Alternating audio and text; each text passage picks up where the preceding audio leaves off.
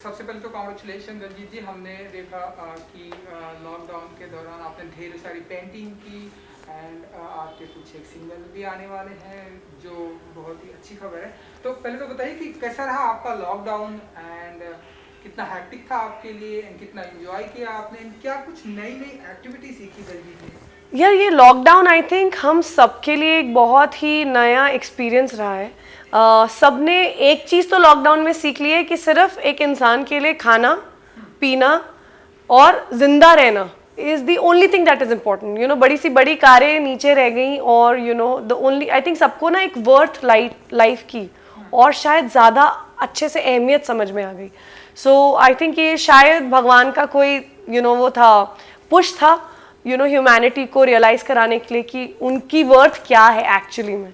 और इसी चीज़ को आई थिंक फॉरवर्ड करते हुए आई थिंक एक स्पिरिचुअलिज्म थोड़ा ज़्यादा हो गया है। मैंने बहुत कुछ किया लॉकडाउन में। मैंने पेंटिंग में पहले भी करती थी लेकिन मैंने बहुत भरपूर पेंटिंग्स बनाई। मेरा बेटा जो है जेरिन वो सडनली उसकी हाइट बड़ी हो गई उसी दौरान लॉकडाउन के दौरान और सारे शॉप्स बंद थे। तो मैंने स्टिचिंग सीखी, पुराने छोटे कपड़ों से बड़े कपड़े बनाए विच आई थिंक वॉज एक्साइटिंग। मतलब आई कांट बिलीव कि स्टिचिंग मुझे इतना एक्साइटिंग लगा। और मैंने डायरेक्शन ट्राई किया है पहली बार। मैंने घर में छोटी छोटी स्टोरीज बनाना शुरू किया है अभी, क्योंकि अभी तक मैंने काम ऑफिशियली एक्सेप्ट नहीं किया है, शूट करना शुरू नहीं किया है। तो डायरेक्शन में मैं हाथ ट्राई कर रही हूँ। तो I have done a lot. I think ये लॉकडाउन में वो सारी क्रिएटिविटी फूट फूट के निकली है। तो मींस आने वाले दिनों में हम आपको ऐसे बड़ी बड़ी फिल्में डायरेक्ट करते हुए देखेंगे? आमीन, कुछ भी हो सकता है। एंड उसके बाद हम देख रहे हैं कि लॉकडाउन अब धीरे धीरे खत्म हो रहा है, सारी चीज़ें एंड लोग बाहर निकल रहे हैं एंड लोगों के प्रोजेक्ट भी अनाउंसमेंट हो रहे हैं। आपके भी कुछ 2 या 3 सिंगल बैक टू बैक आने वाले, थोड़ा सा ज़रा उसके बारे में बता दीजिए कि क्या होने वाला है उस सिंगल में, एल्बम में क्या कुछ करते हुए नजर आने वाली है? यार हाँ, एक्चुअली बहुत एक्साइटिंग लगता है जब सिंगल्स आते हैं। मुझे याद है जब हम कॉलेज में थे तब एल्बम्स का चलन था, फिर बीच में बिल्कुल चला गया। बिल्कुल ही मतलब एल्बम्स वाला टाइम चला गया। फिर अब वापस आया है and I am really excited क्योंकि I get to be a part of it. तो मैं बहुत ही इंटरेस्टिंग 3 सॉन्ग्स शूट कर रही हूँ बैक टू बैक। और एक बिल्कुल पंजाबी है, बिल्कुल हार्डकोर देसी पंजाबी है। पंजाबी का तो मेरा थोड़ा कनेक्शन है ही। और एक प्रोड्यूसर है हिमांशु शर्मा जो प्रोड्यूस कर रहे हैं तीनों गाने, उनके लिए मैं शूट कर रही हूँ। और एक बहुत ही अच्छे और न्यू एक टैलेंट है रोहित के शर्मा करके, जो रैप भी कर रहे हैं, गाने भी गा रहे हैं। और उनके गानों के जो लिरिक्स हैं मैं बता नहीं सकती, बिल्कुल मुंह मतलब ऐसा आ रहा है मुंह तक कि मैं बता दूँ। बड़ा ही इंटरेस्टिंग उनके कॉन्सेप्ट्स हैं। और मैं नहीं चाह के भी एक चीज़ बताऊंगी, ब्यूटी ऑन स्कूटी एक ऐसा एक छोटा सा मैं हिंट दे सकती हूँ। और इतना क्यूट है वो पूरा, जो आप सुनते हैं ना तो मतलब वो सुनने के बाद लगता है एक बार और सुना दो, एक बार और सुना दो। और 2-3 और ऐसे सॉन्ग्स आ रहे हैं, हम लोग अलग अलग लोकेशंस पे शूट करने वाले हैं। So I am really excited about it. और कुछ और छोटे मोटे चीज़ें हैं जिसके लिए मुझे ऐसा लगता है कि लॉकडाउन के बाद जब काम करना शुरू करूँगी तो बहुत अलग एक ओपनिंग अभी तक मैं डेली सोप करती आई थी और अब डेली सोप के अलावा मैं सब कर रही हूँ। तो इट्स क्वाइट एक्साइटिंग। जी जी, बातें करने से ऐसा लग रहा है कि बहुत ही इंटरेस्टिंग होने वाला है आपका सिंगल जितना कुछ भी है जी। एंड हम देख रहे हैं कि साल का जो सबसे बड़ा कंट्रोवर्शियल शो होता है या हाईलाइट शो, टीआरपी वाला शो होता है बिग बॉस। आप घर से आगे, तो आप बताइए कि पहले तो कितना फॉलो कर रही हैं आप इस बार का बिग बॉस 14? मैंने बिग बॉस देखना ही अपने सीजन से शुरू किया था। मैंने कभी भी बिग बॉस देखा नहीं था, which is why I was not prepared when I went inside. लेकिन बिग बॉस 13 से मैंने देखना शुरू किया और अब मैं डेफिनेटली एडिक्टेड हो गई हूँ और देखती हूँ और देख रही हूँ। और ऑनेस्टली मेरा लालच तो सिद्धार्थ है, क्योंकि ऐसा लगता है अपना ही को कंटेस्टेंट है और थोड़ी अटैचमेंट तो है ही। तो I am quite excited to see big boss 14। चलिए, सिद्धार्थ की बात हुई तो सिद्धार्थ तो माना कि सीनियर हैं, लेकिन इस बार जो सीनियर और फ्रेशर का जो कॉन्सेप्ट यूज किया है, कैसे देखते हैं आप? और जो इतना अब तक जो चल रहा है उसे कैसे देखते हैं दलजीत जी? यार मुझे लगता है कि जो रियल गेम है वो सीनियर्स के जाने के बाद ही शुरू होगी। जब तक सीनियर्स घर में हैं तब तक सब थोड़े से बंधे हुए हैं।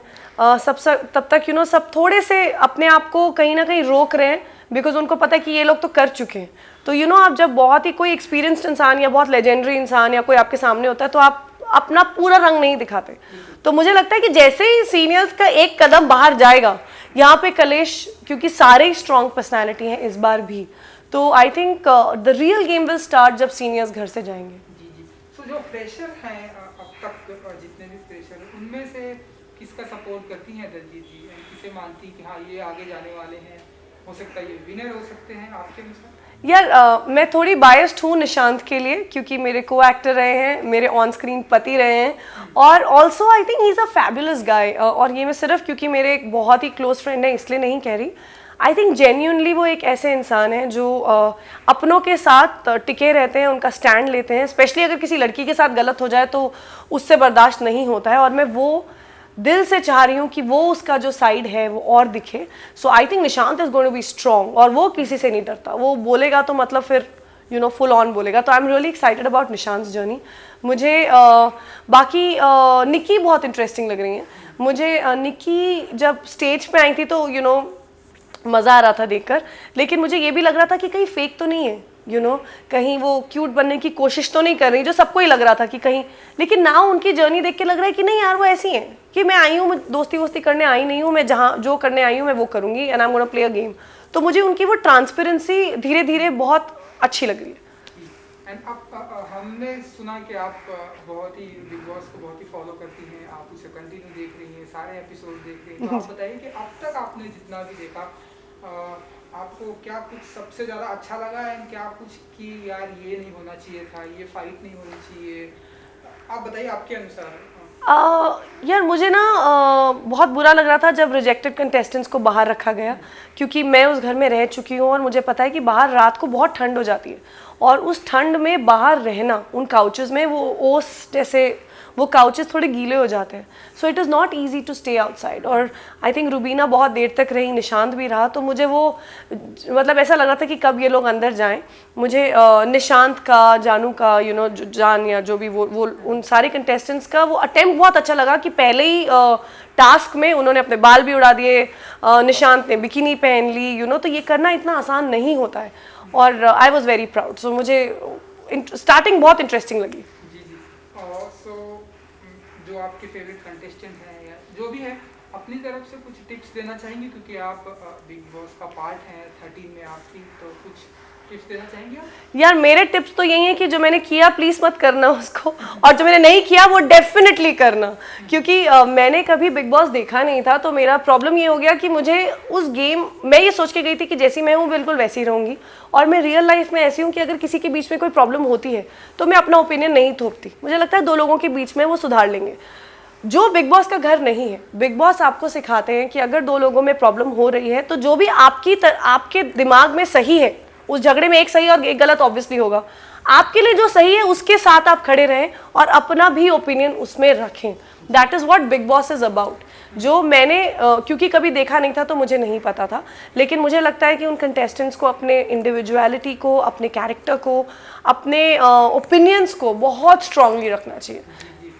एंड अब नॉमिनीज की प्रक्रिया भी चालू होने वाली है, तो दलजीत जी किसे चाहेंगे कि ये सबसे पहले आउट होना चाहिए, घर से बाहर जाना चाहिए?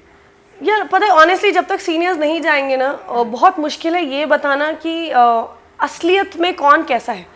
अभी सब थोड़े से सबमिसिव भी लग रहे हैं, लेकिन कभी कभी उनका वो रूप दिखता है। और क्योंकि अभी आप देखो सिद्धार्थ बहुत स्ट्रांग है, हीना बहुत स्ट्रांग है, यू नो गौहर भी स्ट्रांग है, तो उनके बीच में शायद पवित्रा फिर भी दिख रही हैं क्योंकि बहुत स्ट्रांगली वो बोलती हैं। लेकिन जैसे निशांत है, मैं जानती हूँ इंडिविजुअली कि वो बहुत स्ट्रांग इंसान है, वो जब बोलेंगे तो भड़केंगे तो मतलब दीवार टूट जाएगी, यू नो वैसे हैं। लेकिन वो अभी निकाल नहीं रहे हैं क्योंकि may be is respecting the seniors, he is letting it be. तो एक्चुअली तो मैं तभी बता पाऊंगी जब आई थिंक जब सीनियर्स जाएंगे और जब असली गेम जिनकी गेम है उनकी गेम शुरू होगी। जी जी।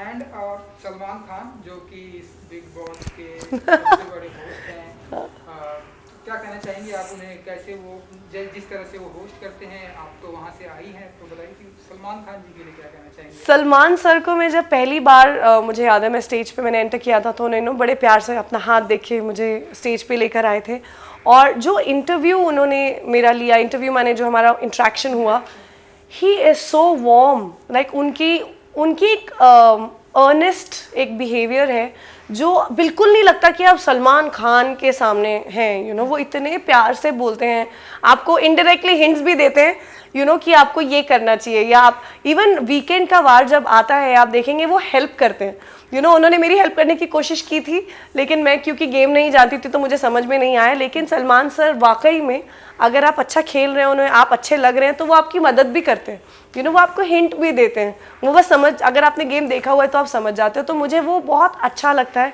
और मुझे आई थिंक उनका वो एक स्ट्रॉन्ग तरीके से वो वीकेंड में बताना कि तुम इस तरह से दिखाई दे रहे हो, एक नेविगेट करना, वो I think that's why he is the best host. और कोई बिग बॉस में फिलहाल तो मुझे नहीं लगता कि इतने अच्छे तरीके से होस्ट कर सकता है, and I am a huge fan, तो I can go on. And Daljit ji, इस बार जैसा कि सोशल मीडिया पर हम देख रहे हैं सुशांत सिंह राजपूत के केस से ऐसे बहुत सारी सोशल मीडिया पर ऐसे बातें हो रही कि इस बार boycott Bigg Boss, boycott Salman Khan, इन सारी चीज़ों को जब दलजीत जी सुनती हैं, पढ़ती हैं, तो कैसे देखती हैं, कैसे? यार मुझे बहुत बुरा लगता है अगर कोई भी बोलता है कि बॉयकॉट करो बिग बॉस को, क्योंकि बिग बॉस एक ऐसा मंच है जहाँ पे कई लोगों ने अपनी दूसरी पारी खेली है। जैसे कई ऐसे एक्टर्स हैं जो जैसे हम लोग एज एन एक्टर बहुत स्ट्रगल करते हैं, हम बहुत अच्छा करते हैं, कभी कुछ नहीं हमारे लायक, हम जो अपने नज़रिए से करना चाहते हैं हमारे लायक कुछ नहीं मिलता, तो कई बार 2-2 साल घर पे बैठते हैं, जिसमें फाइनेंशियल लॉस भी होता है, एक ईगो भी जाती है। बिग बॉस एक ऐसा मंच है जहाँ पे कितने लोगों ने अपने आप को रीडिफाइन किया है, कितने लोग, और बिग बॉस का एक ऐसा टाइम था जब वो फ्रेशर्स को भी एनकरेज करते थे, कितने, आप अभी भी देख लीजिए, सना है, मैं फ्रेशर नहीं बोल रही हूँ, वो बहुत टैलेंटेड लड़की हैं जो बहुत ही एंटरटेनिंग है, और आज आई थिंक बिग बॉस के सारे कंटेस्टेंट में सबसे ज़्यादा फेमस वो है। तो ऐसे मंच को जो ऐसे नामों को इतना बड़ा बना सकता है, वो पोटेंशियल हो, तो आई थिंक ऐसे मंच को ही तो प्रमोट करना चाहिए, जो वाकई में, जैसे मैं मेरे किरदार के लिए मशहूर हूँ, मैं अंजलि के लिए मशहूर हूँ, मैं शिखा के लिए मशहूर हूँ, मैं अंतरा के लिए मशहूर हूँ, लेकिन बिग बॉस आपको as a name, as Daljeet Kaur, आपको घर घर का नाम बनाता है। तो ये तो आई थिंक बिग बॉस को तो बॉयकॉट करना मुझे लॉजिक नहीं समझ में आ रहा है, क्योंकि हम सब कोई कहीं से आए नहीं है, हम तो मेहनत कर रहे हैं, और वो मंच हमको एक और लेवल पे लेके जाता है, तो I don't understand that logic. तो चलिए जाते आते अपने फैंस को, अपने दर्शकों को कुछ कहना चाहेंगी दलजीत जी? बहुत बहुत बहुत सारा शुक्रिया करना चाहती हूँ। अभी मैंने 1 मिलियन कंप्लीट किया है अपने इंस्टा फैमिली में, मुझे बिकॉज सोशल मीडिया की बिल्कुल भी नॉलेज नहीं थी जब शुरू किया था, लेकिन देखते इतना प्यार दिखने लगा, इतने लोग जुड़ने लगे, तो अब रियलाइज़ होता है कि इस प्यार की एक्चुअल वैल्यू क्या है, which is growing. So I want to thank all of you for being a part of my journey, being a part of my good and bad, मेरे अच्छे और बुरे में, कम और ज़्यादा में आप हमेशा मेरे साथ रहे हैं, so thank you, and I hope कि इसी तरह से आप लोग प्यार बनाए रखें। So thank you for everything guys.